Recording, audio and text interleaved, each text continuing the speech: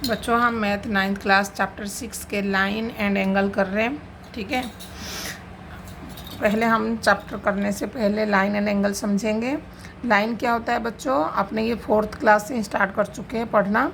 Line segment, रे, ठीक है, आपको ये पता होगा। लाइन क्या होता है, ये देखो मैंने यहाँ फिगर बना रखी हूँ। यहाँ पे ये जो है, जो ये लाइन है, आप ये इधर से ड्रॉ कर सकते हो, इधर भी ड्रॉ कर सकते हो, ये लाइन जा सकता है। ठीक है, इसमें कोई एंड पॉइंट नहीं होता।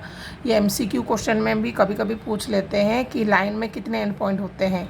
ए line has no end point. ठीक है बच्चों, इसके बाद आते हैं लाइन सेगमेंट। लाइन सेगमेंट क्या होता है, यहाँ पे देखो, यहाँ पे 2 फिक्स है, मैंने यहाँ पे पिक्चर बना रखी हूँ, यहाँ पे फिक्स पॉइंट है। ठीक है, तो यहाँ पे 2, यहाँ पे 1 2 है, तो 2 फिक्स पॉइंट है, इसके 2 एंड पॉइंट होगा। ठीक है, आपको दी जाती है कि ड्रॉ करने के लिए 2 सेंटीमीटर 5 सेंटीमीटर, तो आप 2 सेंटीमीटर से ही करते हो, आगे तो नहीं करते हो ना, तो ये होती है लाइन सेगमेंट। ठीक है, अब आते हैं रे क्या होता है, यहाँ पे 1 एंड पॉइंट होती है, ये वाली लाइन इधर जा सकता है, किंतु ये नहीं जा सकता क्योंकि यहाँ पे फिक्स है। जैसे यहाँ पे दोनों फिक्स पॉइंट है, तो यहाँ पे भी फिक्स है, एक साइड इसकी फिक्स है, तो रे में 1 एंड पॉइंट होता है। ठीक है, कभी कभी एमसीक्यू में पूछता है बेटा, ध्यान से आप देखना।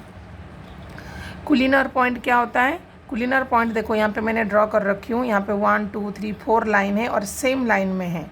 तो ठीक है, यहाँ पे मैंने लिख भी दी हूँ, 3 और more points lie in the same line. Same line के अंदर यदि 3 से 4 पॉइंट ड्रॉ कर, माने सेम लाइन में आ रहा है, तो आप इसको कुलिनर पॉइंट कह सकते हो। ठीक है, नॉन कुलिनर पॉइंट, यहाँ पे देखो ये फिगर क्या था, ये सीधी थी, एक लाइन के अंदर 4 पॉइंट आ रही थी।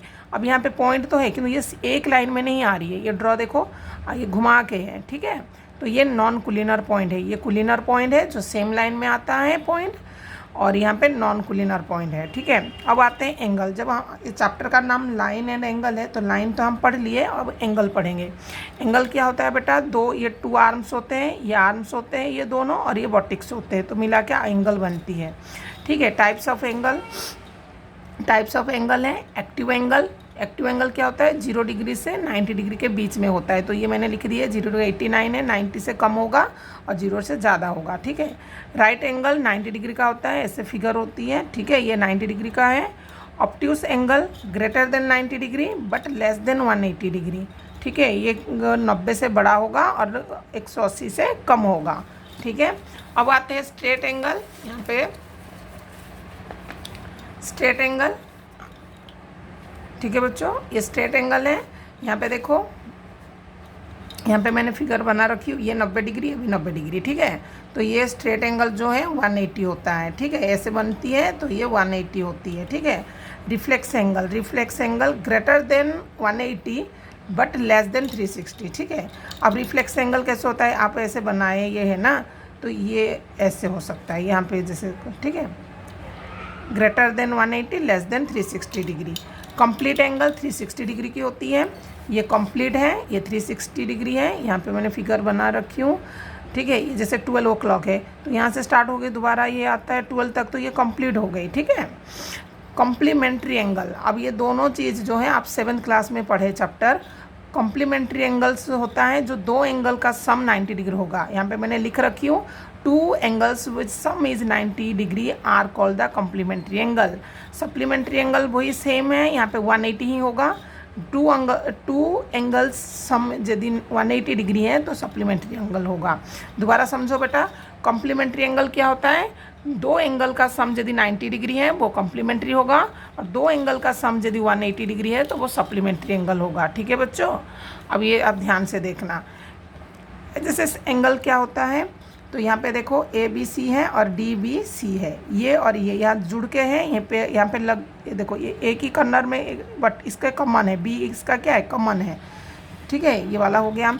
लीनियर पेयर और angles, linear pair of angle देखो, लीनियर पेयर देखो बच्चों, ABD एंड एंगल DBC। ठीक है, ABD ये वाला और एंगल DBC, ये दोनों, तो इसको दोनों को क्या बोलेंगे, लीनियर पेयर, और इसका सम कितनी होती है, 180 डिग्री होती है। ठीक है, इनका लीनियर पेयर का सम कितना होता है, 180 होता है, ये और ये लीनियर पेयर है। वर्टिकल अपोजिट एंगल क्या होता है, यहाँ पे देखो AOC, मैंने यहाँ पे टिक लगा रखी हूँ।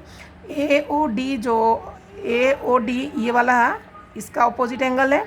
ठीक है, AOC BOD, ये दोनों जो क्रॉस मैंने लगा रखा है ये दोनों इसके अपोजिट, वर्टिकल अपोजिट है, और ये जो राइट लगा रखा है ये दोनों इसके अपोजिट है। ठीक है, ये बोलते हैं वर्टिकली अपोजिट एंगल्स। ठीक है बच्चों, अब इस चैप्टर में हम एक्सरसाइज करने से पहले हमको ये सारा समझना था, इंटरसेक्टिंग लाइन और पैरेलल लाइन। ठीक है, इंटरसेक्टिंग लाइन क्या होता है, अब ये डॉट है, अब ये दोनों क्या है, इंटरसेक्ट कर रहा है ना ये ओ में। ठीक है, तो ये हो जाएगा इंटरसेक्टिंग लाइन।